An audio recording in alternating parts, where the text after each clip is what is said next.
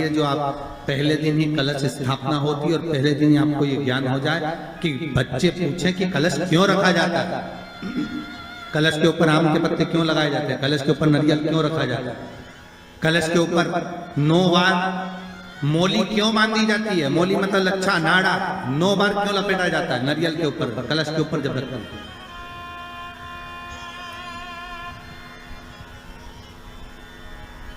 कलश के ऊपर जब जब श्रीफल रखाता है, नारियल रखाता है, तो उस पर 5 बार 7 बार मोली नहीं लपेटी जाएगी, तो 9 ही बार लपेटी जाएगी। 5 या 7 बार लपेटते हैं तो कहते हैं कि लक्ष्मी की छिन्नता होती है, और वो 9 बार लपेटी जाती है तो भरपूर लक्ष्मी का भंडार भरती है। क्यों क्यों कहते हैं उसे?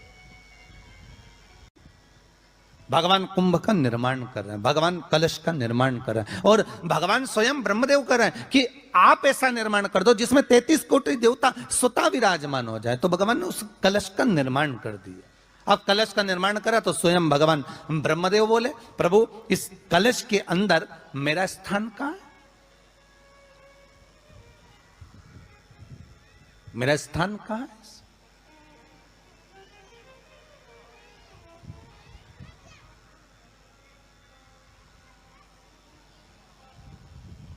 बहुत ध्यान देना महाराज, कलश का जो मुख होता है उस मुख पर भगवान विष्णु का स्थान होता है।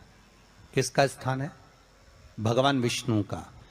थोड़ा सा नीचे आओगे, जहां से कलश का मुख दबा हुआ होता है वह जगह भगवान स्वयं शिव की होती है। किसकी जगह है?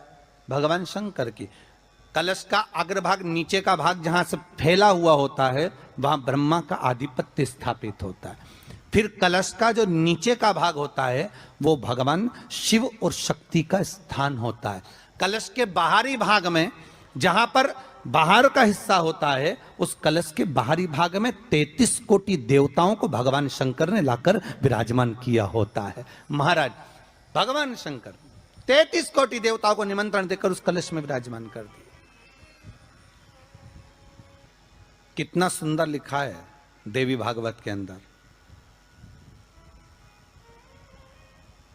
कि जहां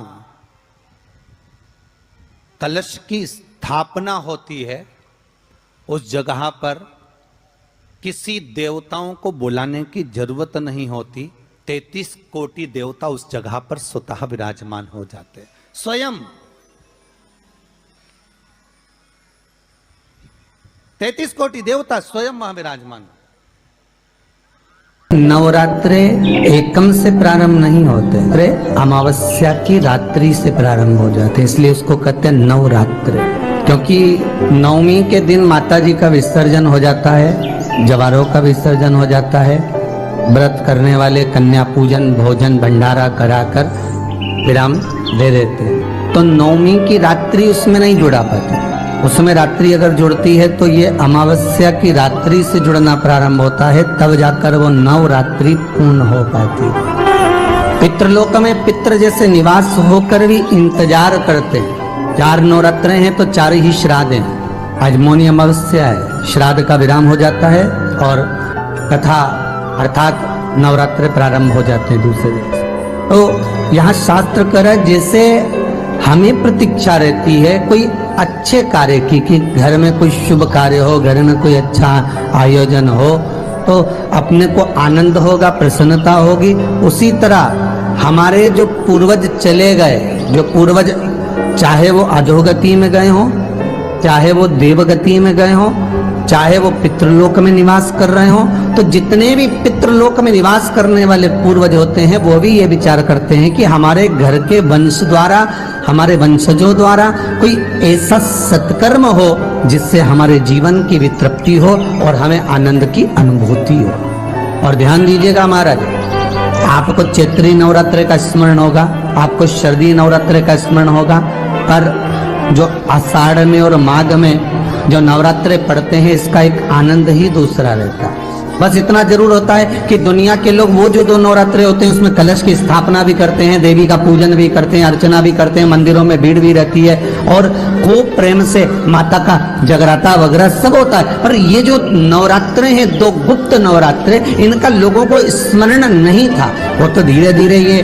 टीवी चैनल के माध्यम से कथाकारों ने, वक्ताओं ने स्मरण कराना जब चालू करा, धीरे धीरे बताना, मार्गदर्शन करना जब चालू करा, तब लोगों को ज्ञात होता गया कि कोई गुप्त नवरात्रा भी होता है, उसमें भी देवी की आराधना होती है। ये चारों नवरात्रे अलग अलग अवस्था के हैं, अलग अलग सुख के हैं और अलग अलग आनंद के।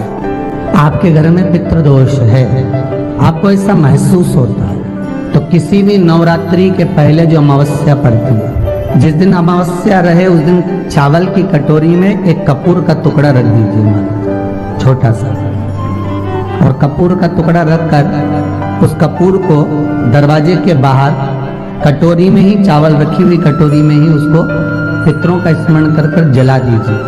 और जलाने के बाद उस चावल को कहीं भी किसी भी वृक्ष की छांव में पक्षियों के लिए डाल दीजिए। शिव महापुराण की कथा कहती है, अगर मान लो पितृ आपको कष्ट दे रहे हैं, पितृ आपको तकलीफ दे रहे हैं, कोई काम नहीं होने दे रहे हैं, या कहीं आपको ऐसा लगता है कि पितरों का दोष है, तो वो पितृदोष देवी, अब ये जो आप करेंगे ये कब कर रहे हैं? अमावस्या के दिन आप उसको रख रहे हैं, अमावस्या के दिन उसको रखकर रात भर आपने रखा कपूर के साथ में, सुबह एकम पड़ गई, नवरात्रि लग गई, उसी दिन उसको जलाकर आपने पटक दिया।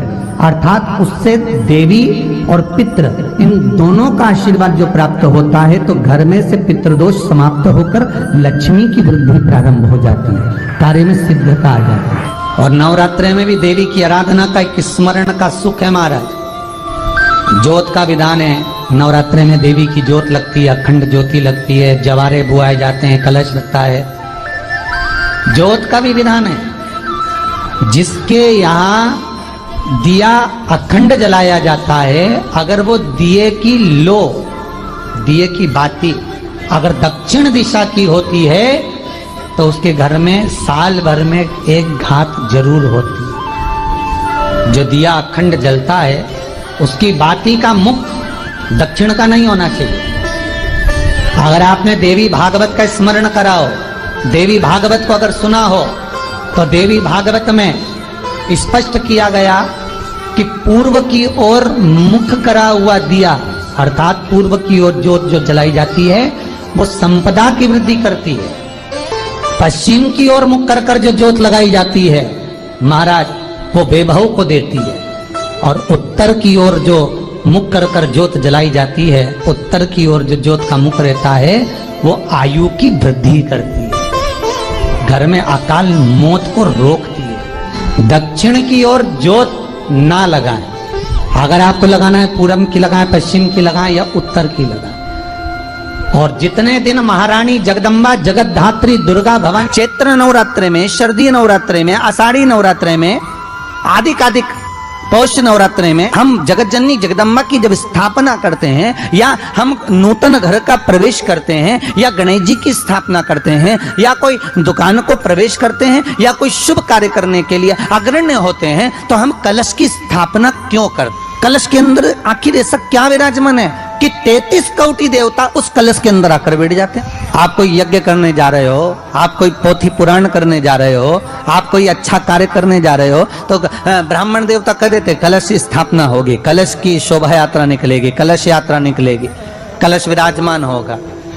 उस कुंभ की, उस घड़े की महत्वता कहां से प्रकट हो गई? शिव महापुराण की कथा कहती है महाराज, भगवान ओघड़दानी शंकर स्वयं आद्य शक्ति जगदम्बा से कहते हैं कि जगदम्बा तू क्या चाहती है बोल। तो जगत जननी जगदम्बा कहती है कि जहां मैं हूं वहां शंकर है, ये आपने कह दिया, पर जहां शंकर है वहां पार्वती का होना जरूरी है। उसके लिए सिद्ध करने के लिए एक स्थान ऐसा बनाया जाए जहां पर शंकर विराजमान है और शंकर के साथ पार्वती विराजमान है। तो शिव जी ने कहा, पार्वती उसके लिए मैं तुझे एक सुंदर कलश का निर्माण कर कर देता हूं।